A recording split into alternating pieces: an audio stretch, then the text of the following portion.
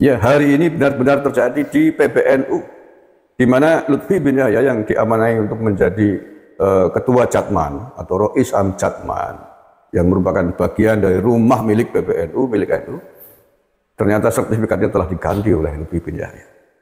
Sertifikatnya diganti atas nama sendiri, bukan lagi menjadi Jatman sebagaimana yang dimiliki oleh Nahdlatul Ulama. Karena Jatman yang dimiliki oleh Nahdlatul Ulama tidak membutuhkan sertifikat baru.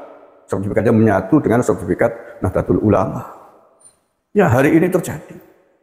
Saya dulu sering ingatkan ini, ya memang iya, ceramahnya Mari Jaga Persatuan, bela merah putih, relakah NU dipecah belah, relakah bangsaku dipecah belah. Seperti itu. Tapi faktanya hari ini, PBNU sendiri telah angkat bicara. PBNU hari ini menangis, katakanlah begitu, karena salah satu rumahnya dari banyak rumah besarnya dicarah, diambil paksa, dicuri oleh orang yang selama ini dipercaya memimpin Jatman. Kita sudah mengetahui bahwasanya dari sejarah awal mula Jatman yang di tahun 1950-an, Jatman itu juga menjadi Banom di tahun 1979.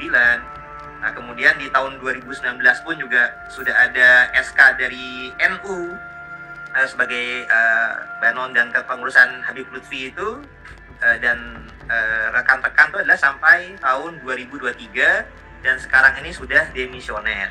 Nah, kami sebagai warga NU, juga pengamal Thorikoh, TKN, dan juga ibaratnya kami ini ya sebagai jamaah nih prihatin kalau ternyata ulama-ulama pimpinan di Jatman ini sendiri kok tidak patuh pada aturan yang ada.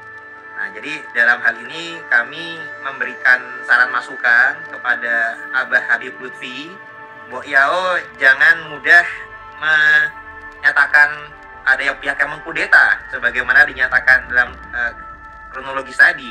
Karena ini juga bukan merupakan sebuah kudeta, kepemimpinan kepengurusannya sudah demisioner.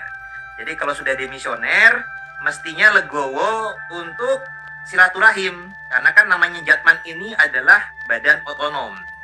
Nah, tapi kami juga menyayangkan karena dalam surat yang ada, kami melihat ini Jatman kok ada SK Kemenhukamnya tunggal personal. Padahal kan dia semestinya badan otonom di bawah NU. Nah, itu nanti kita akan bahas juga bersama Kiai Hamdan.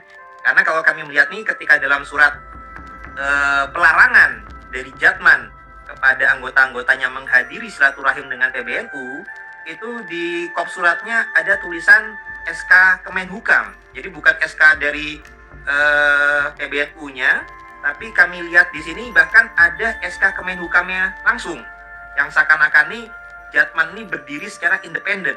Padahal tadi oleh Kiai Hamdan sudah dijelaskan, Jatman ini adalah badan otonom di bawah PBNU dan bahkan dilahirkan oleh para ulama-ulama kiai-kiai Thorikoh yang anggota NU, dan juga jelas-jelas ini terikat dengan aturan daripada PBNU karena Jatman jelas adalah sebagai badan otonom. Sehingga kami amat sangat prihatin bila mana kok anggota Jatman ini yang mau mengikuti aturan yang benar seperti Kiai Hamdan ini berarti ikut aturan yang benar bahwasanya Jatman ini adalah badan otonom daripada PBNU, kok malah dilarang buat silaturahim. Nah, padahal memenuhi undangan apabila itu suatu hal yang baik, itu adalah suatu kewajiban untuk menghadirinya. Lah kok ini bisa dilarang untuk menghadiri suatu undangan silaturahim? Padahal kiasnya ini PBNU adalah sebagai bapaknya nih daripada Jatman. Mosok silaturahim dengan bapak malah dilarang. Nah, Awal-awal muncul polemik nasab Habib. Ya 1,5 tahun yang lalu lah. Belum banyak yang berani membicarakan hal tersebut. Baru beberapa orang. Saya ketika itu sudah membuat rilis vlog, membuat catatan, dan saya angkat dalam YouTube saya, judulnya adalah 10 sejarah bermasalah di Indonesia yang diakibatkan oleh tangan-tangan para Habib Alawi. Salah satunya adalah Habib Lutfi bin Yahya Pekalongan. Jadi dari 10 sejarah bermasalah itu, diantaranya disebabkan oleh Habib Lutfi Pekalongan. Saya menyebutkan terkait hal tersebut, terkait Habib Lutfi, yakni sejarah berdirinya Nahdlatul Ulama, yang ketika itu sudah ditulis oleh NU online sebenarnya, tapi masih jarang sekali yang berani menyentuh dan nyinggung. Saya memberanikan diri mengangkat itu karena memang ada sumbernya, yakni ditulis di situsnya NU online dan juga situsnya Jatman sendiri, yakni versi sejarah NU yang di situ disebutkan atas peran jasanya kakeknya Habib Lutfi Pekalongan, yang itu tidak tercatat sama sekali, tidak pernah disebutkan di dalam sejarah berdirinya NU yang selama ini diyakini oleh para kiai NU, oleh seluruh kader NU di Indonesia. Tidak ada peran Habib sama sekali. Nah, begitu video itu saya luncurkan, saya angkat, banyak yang ngamuk, banyak yang marah. Yang pertama tentu saja kelompok Pekalongan. Beberapa orang pentingnya Habib Lutfi menelpon saya, menghubungi saya. Dari ketua Petanesia, dari tangan kanannya Lutfi bin Yahya itu, sampai Mukhtar Asekaf. Kemudian Sekjen Jatman, Profesor Mas Hudi menghubungi saya, marah-marah, bikin voice note, yang intinya marah. Bahkan Mukhtar Asekaf itu, yang dari Pemalang itu, yang gendut itu, sampai marahnya di luar batas, nyempatani saya, ngomong apa ludah yang saya keluarkan berbisa, ngawalati saya dan seluruh keluarganya dan lain sebagainya. Yang intinya Pak Mas Hudi Mukhtar itu meminta agar video saya ditarik, dihapus, karena dinilai telah lancang dengan Lutfi bin Yahya Pekalongan. Tetapi saya nggak mau hapus, ngomong itu fakta. Fakta itu ditulis di situsnya NU online resmi, masih sekarang juga masih ada tulisannya. Jangan dihapus, NU online itu jejak digital sebagai bukti itu. Kemudian situs Jatmannya Lutfi bin Yahya juga menulis hal yang sama. Videonya juga ada, ketika Pak Lutfi menceritakan bagaimana NU didirikan itu ada peran kakeknya, yaitu Habib Hasim itu. Ada. Jadi mengapa saya harus menghapusnya? Nah, seiring berjalannya waktu, kemudian ya 1 tahun berselang, kemudian geger muncul tentang sejarah berdirinya NU itu ternyata sudah dicetak dalam bentuk buku Aswaja, buku ke-NU-an yang dicetak oleh PCNU Kabupaten Tegal, Jawa Tengah, dan diedarkan di sekolah-sekolah. Nah, ketika itu kemudian baru gegernya semakin meluas, pada kaget.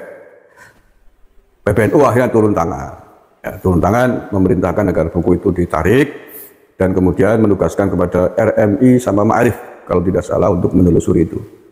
Itu terjadi kan belum lama ya, sekitar 2 bulan yang lalu itu. Tetapi sampai hari ini pun kita tidak tahu progresnya. Tidak tahu progresnya seperti apakah langkah yang telah ditempuh oleh PBNU, yang menugaskan ke RMI dan Ma'arif itu. Progresnya kita nggak tahu itu seperti apa, amblang-amblang saja sampai hari ini tentang sejarah ini. Sampai titik itu pun, kiai NU, tokoh-tokoh penting NU di semua levelnya, baik dari PBNU, wilayah sampai kabupaten apalagi, sepertinya masih menganggap bahwa itu adalah hal sepele. Sepertinya dianggap hal yang tidak terlalu penting.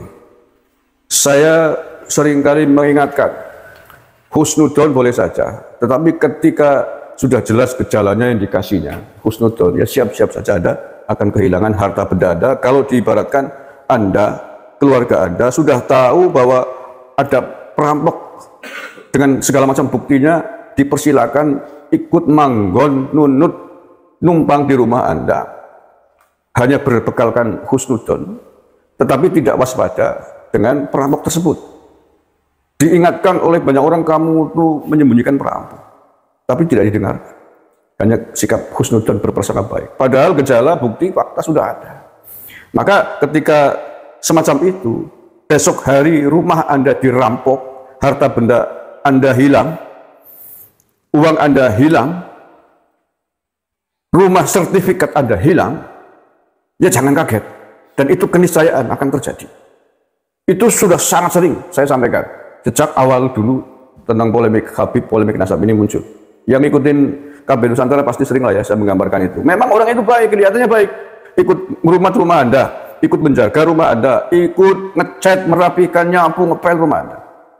Tetapi kebaikan semua itu adalah kamuflase, modus saja agar disangka, dikira baik oleh Anda, agar dia ikut tetap diperkenankan tinggal di rumah Anda. Tetapi tidak waspada atas potensi kejahatan lain yang lebih besar. Dan ketika sertifikat Anda hilang, ternyata sertifikat rumah Anda sudah balik nama olehnya, baru Anda menangis, baru Anda gembar-gembor. Tetapi sudah terlambat, bro. Terlambat karena sebelumnya sudah banyak yang mengingatkan. Seandainya sebelumnya belum ada yang memperingatkan masih bisa kita ampuni kesalahan Anda, rasa husnuzon Anda. Tapi ketika sudah banyak yang mengingatkan, ya jangan salahkan siapa-siapa, itu keteledoran Anda sendiri sebagai tuan rumah. Dan apa yang sering kita peringatkan, kita sering khawatirkan itu hari ini benar-benar terjadi. Ya, hari ini benar-benar terjadi di PBNU, di mana Lutfi bin Yahya yang diamanai untuk menjadi ketua Jatman atau Rois Am Jatman, yang merupakan bagian dari rumah milik PBNU, milik NU, ternyata sertifikatnya telah diganti oleh Lutfi bin Yahya. Sertifikatnya diganti atas nama sendiri, bukan lagi menjadi Jatman sebagaimana yang dimiliki oleh Nahdlatul Ulama. Karena Jatman yang dimiliki oleh Nahdlatul Ulama tidak membutuhkan sertifikat baru. Sertifikatnya menyatu dengan sertifikat Nahdlatul Ulama. Ya, hari ini terjadi. Saya dulu sering ingatkan ini, ya memang iya, ceramahnya mari jaga persatuan, bela merah putih, relakah NU dipecah belah, relakah bangsaku dipecah belah. Seperti itu. Tapi faktanya hari ini PBNU sendiri telah angkat bicara. PBNU hari ini menangis katakanlah begitu, karena salah satu rumahnya dari banyak rumah besarnya dicarah, diambil paksa, dicuri oleh orang yang selama ini dipercaya memimpin Jatman. Ya, kemarin kan Khatib Am PBNU, Yai Said Asroli, mengatakan hal itu di Semarang. Tapi menurut saya terlambat, karena beberapa indikasi sudah muncul sejak lama, tapi tidak pernah bertindak tegas. Teledor ketika diamanai menjadi pengurus PBNU. Ya, itu hendaknya menjadi pelajaran bagi kita semuanya lah ya, khususnya pengurus-pengurus NU di semua levelnya. Tidak hanya PBNU, tapi juga wilayah, tapi juga kabupaten dan seterusnya. Jangan main-main, jangan coba-coba memasukkan orang-orang keturunan imigran dari Ahmad yang mengaku cucu Nabi ini menjadi bagian, menjadi pengurus-pengurus di dalamnya. Karena sudah banyak fakta. Sudah banyak fakta yang sangat berbahaya ketika dimasukkan kemudian menjadi bumerang merusak organisasi NU, bahkan mencuri, merampoknya. Iya, mengapa saya katakan sudah banyak fakta? Ya, satu itu yang paling jelas, paling baru, masih hangat sekarang yang diurus oleh PBNU, persoalan Jatman. Yang kedua, persoalan sejarah NU yang melibatkan Pekalongan juga, gara-gara ketua RMI PCNU Tegal adalah Habib. Ya, itu fakta. Akhirnya membuat sejarah NU yang di luar sejarah yang diyakini, dipercaya, yang selama ini dipakai oleh NU, bikin sejarah sendiri. Kemudian PBNU Lazisnunya itu ketuanya juga seorang Habib.